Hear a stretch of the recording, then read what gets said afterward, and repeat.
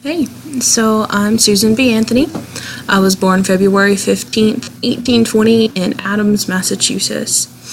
My father made a good living in first building cotton mills, and then later, once we moved to Battenville, New York, he actually managed them.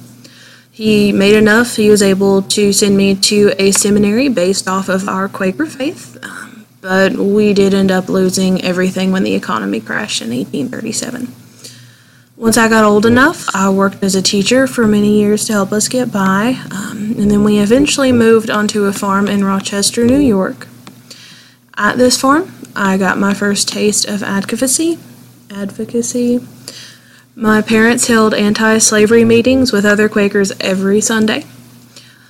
Eventually, in the same area, I became head of a girls' department at an academy close by, but I only earned about $110 a year.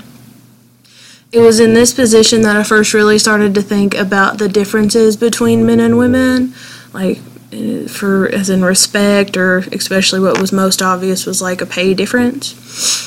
Fast forward a few years, and I'm being introduced to the most important woman of my life, besides my mother, of course, Elizabeth Cady Stanton.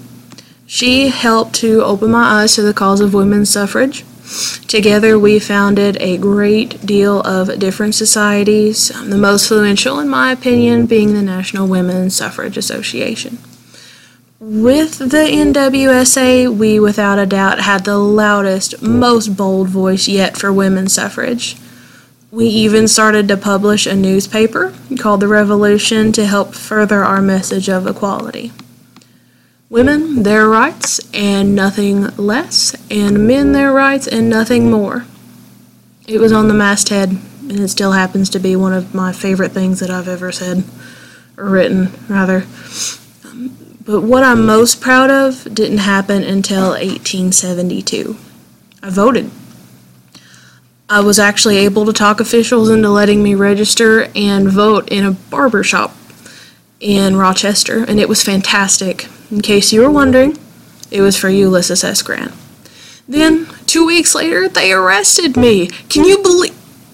Well, actually, no, I guess I shouldn't have been that surprised. They said I was violating federal law. Calls Wallop. The trial was a joke. The judge told the jury to find me guilty, no deliberation at all.